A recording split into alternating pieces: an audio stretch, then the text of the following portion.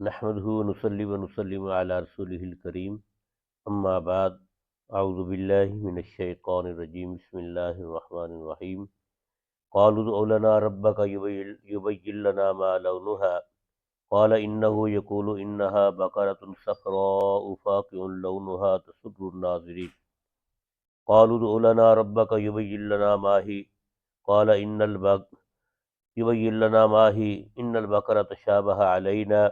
وَإِنَّا إِن شَاءَ اللَّهُ لَمُهْتَدُونَ قَالَ إِنَّهُ يَقُولُ إِنَّهَا بَقَرَةٌ لَا ذَلُولٌ تُثِيرُ الْأَرْضَ وَلَا تَسْقِي الْحَرْثَ مُسَلَّمَةٌ لَا شِيَّةَ فِيهَا قَالُوا الْآنَ جِئْتَ بِالْحَقِّ فَذَبَحُوهَا وَمَا كَادُوا يَفْعَلُونَ صدق اللہ مولانا العظیم وصدق رسولہ النبی الکریم الامین ونحن علی ذلک لمن الشاہدین والشاکرین والحمد للہ رب العالمین۔ میرے نہایت ہی محترم مکرم معزز دوستو، آج میں نے سورہ بقرہ کی آیت نمبر 59، 70 اور 71 تلاوت کی ہیں۔ اللہ رب العزت نے ان آیات کے اندر وہی واقعہ بیان فرمایا ہے جو پیچھے چل رہا ہے گائے کے متعلق، کہ اللہ رب العزت نے یہ حکم دیا تھا کہ ایک گائے ذبح کرو، اس کا ایک حصہ، اس کی بوٹی جو ہے کاٹ کر اس مردے کو لگاؤ، وہ زندہ ہو کر تمہیں بتا دے گا کہ میرا قاتل کون ہے۔ تو حکم تو یہ تھا کہ کوئی بھی گائے ذبح کر دیں، لیکن بنی اسرائیل نے سوالات کیے جس سے وہ پھنستے چلے گئے۔ پہلا یہ سوال تھا کہ ہمیں بتاؤ کہ اس کی عمر کتنی ہو۔ اب دوسرا یہ سوال ہے کہ انہوں نے کہا کہ اس کا رنگ کیسا ہو۔ قالو، وہ کہنے لگے، ادع لنا ربک، دعا کرو ہمارے لیے اپنے رب سے، ما لونہا، کہ اس کا رنگ کیسا ہو۔ قال، حضرت سیدنا موسیٰ علیہ السلام نے فرمایا، انہ یقول، بے شک اللہ تعالیٰ فرماتے ہیں، انہا بقرۃ صفراء، بے شک وہ گائے زرد رنگ کی ہے،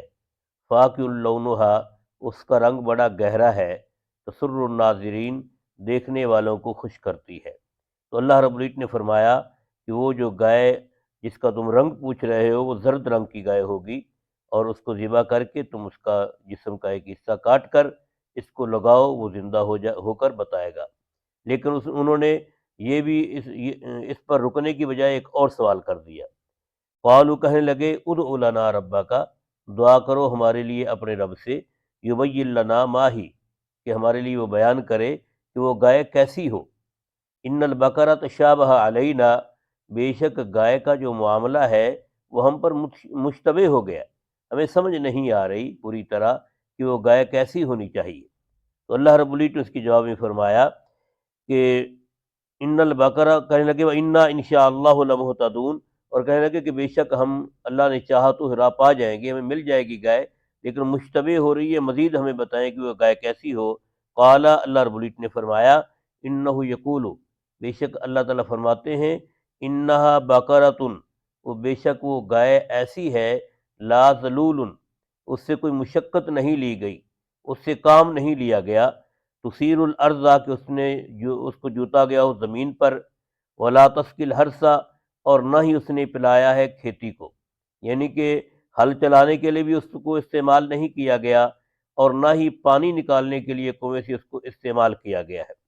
مسلمتن، وہ بالکل صحیح سلامت ہے، یعنی کہ اس کے اندر کوئی کسی قسم کا جو داغ ہوتا ہے کہ ہل چلانے کی وجہ سے جو گائے کو داغ لگ جاتا ہے یا بیل کو لگ جاتا ہے، یا اسی طرح کنواں چلانے سے وہ داغ لگتا ہے، فرمایا مسلمتن، وہ بالکل صحیح سلامت ہے، لا شیۃ فیہا، اس کے اندر کوئی داغ نہیں، یعنی کہ ایک تو داغ یہ اس چیز کی وجہ سے، ہل چلانے کی وجہ سے، اور دوسرا کوئی ایسا بھی داغ نہیں جو اس کے جسم پر داغ ہو، بلکہ مکمل وہ گائے زرد رنگ کی ہے، اس کے اندر کسی قسم کا داغ نہیں ہے۔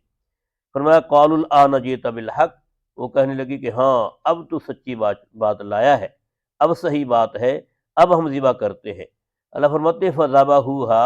انہوں نے گائے تو ذبح کیا، گائے کو ذبح تو کیا، لیکن وما کادوا یفعلون، وہ کرنے والے نہیں تھے، بد دلی سے انہوں نے گائے کو ذبح کیا، اور گائے کو جب ذبح کر کے اس کے گوشت کا ایک حصہ اس مردے کو لگایا گیا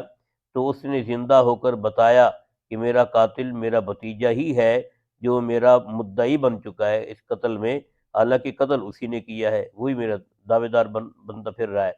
تو جب اس نے بتا دیا تو اب اس کے جو قصاص میں، اس کے بدلے میں اس نوجوان کو قتل کر دیا گیا۔ تو یہاں اللہ رب العزت نے اس گائے کا واقعہ بیان فرمایا۔ اب یہ وہ گائے کیسے ملی، اس کے متعلق انشاءاللہ العزیز کل ذکر کریں گے کہ وہ گائے کہاں سے ملی، کیسی صفات والی تھی اور کتنی قیمت میں ملی، اور جس لڑکے سے وہ گائے لی گئی وہ کیسا صفات والا لڑکا تھا، اس کے متعلق انشاءاللہ العزیز کل کو تذکرہ کریں گے۔ دعا ہے کہ اللہ رب العزت ہمیں اپنے احکامات پر من و عن یقین کرنے کی بھی توفیق دے اور عمل کرنے کی بھی توفیق نصیب فرمائے، آمین۔